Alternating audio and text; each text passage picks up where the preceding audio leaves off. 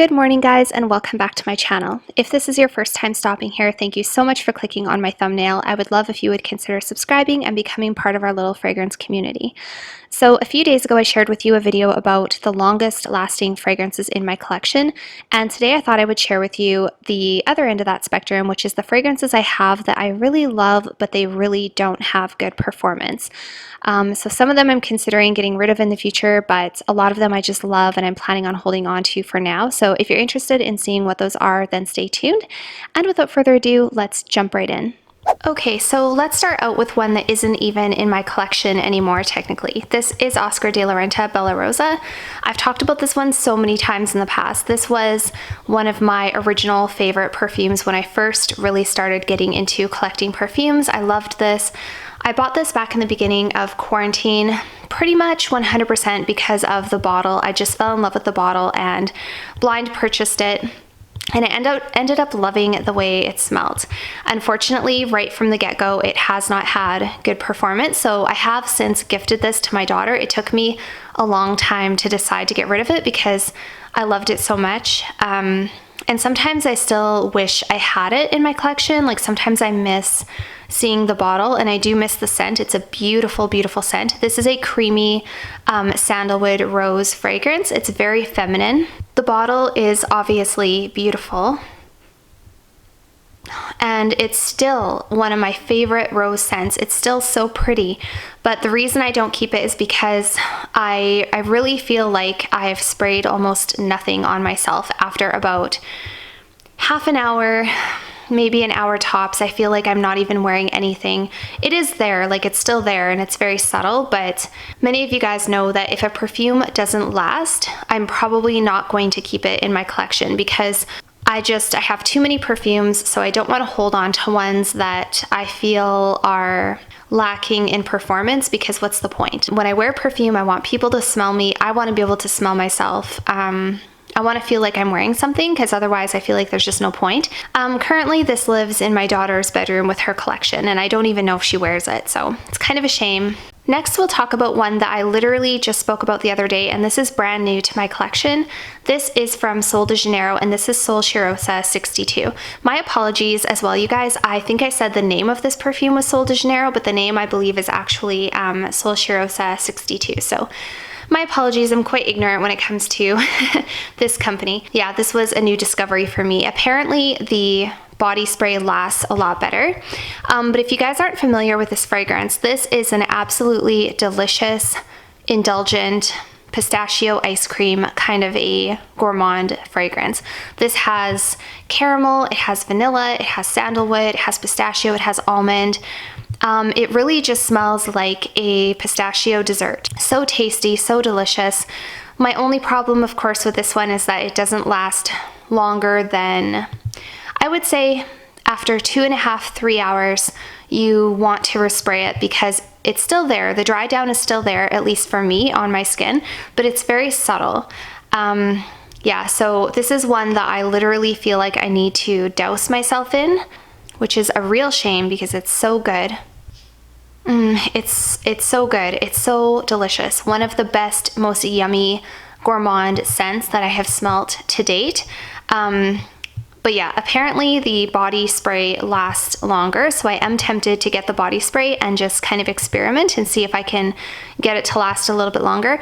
I also do have the Bum Bum cream coming, and I'm gonna try layering the cream with the perfume and see if that makes it last longer, but to me it's still a hassle. I would rather just have a perfume that I can just spray on myself and I don't really have to think about it. I will for sure just wear this up in its entirety and then make my decision from there if I want to keep it or repurchase it or whatever, because it is delicious. But this one is staying in my collection, at least for now it's going to. Now let's switch gears a little bit and talk about a classic. So this is Valentino Donna Eau de Parfum. This is the original. I think that they might have either reformulated it or changed the color of the juice, because this used to be a pink juice, and I seem to remember this having better performance in the past as well. So this is an absolutely gorgeous classic fragrance. This is sophisticated. It has a very pretty, soft, floral, rosy, lipsticky kind of a vibe. There's a little bit of a leather note in there, but it's a very subtle, nicely blended, feminine leather. I just love this fragrance, and this is one that I have purchased and then given away and then repurchased. So, but my only complaint is that it doesn't have great performance, at least not on me. I probably get a good 2.5, 3 hours out of this fragrance. But yeah, it just doesn't have a big presence. It doesn't have a big presence. That first opening spray, when you first spray this, is heaven. Like, it is so good. It's so classy and so beautiful. It would make a great signature scent, but it would also make a great going out scent, formal occasion, nice date, nice restaurant, that kind of thing. Just a super classy, beautiful perfume. But the reason I don't wear this more often is because I do feel like it doesn't have big presence, so I just don't seem to grab for it very much. But I haven't found a replacement. I haven't found a perfume that smells quite like this, and I love this one. If you guys have smelled Valentino Donna and you love it, you know what I'm talking about. We don't even have to get into the bottle. The bottle is so beautiful. Yeah, just gorgeous. So one of my favorites, but unfortunately doesn't have a big presence. The next one is Zara Rich, Warm, and Addictive. This is from their tobacco collection. I think they actually market this toward men, but it's definitely a unisex fragrance. This is a delicious, I believe it's honey, tobacco, and I think they said there's rum in this one as well. I can't be 100% certain, but this is just a really sweet kind of a honey tobacco fragrance. And this is just super delicious and sweet and yummy. It's just a really, really good fragrance. But this is unfortunately an eau de toilette concentration.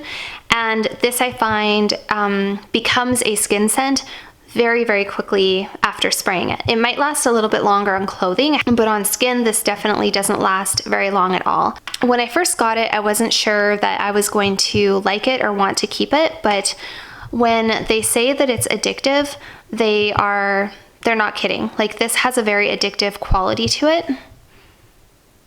It smells really good. It smells really, really good. Really nice for like cooler weather, winter, fall, autumn, cold days, leaves on the ground, pumpkins, like, yeah, it's that whole fall vibes, and I really, really like it. But I just wish that it was a more bold perfume. I wish it was a stronger, more bold fragrance. That being said, the price that you pay for this and the amount that you get is phenomenal. This is 100 mils, and I think I paid about 30 Canadian dollars. So really good deal in that aspect, but sometimes for me, I would rather pay a little more and get something that's stronger. So yeah, I really like this, but I can't promise that this one will be in my collection forever, but I do really, really like this. And right now it's still sitting there and I still love it. So yeah, and that being said, I haven't worn it a whole lot, but I do plan to wear this.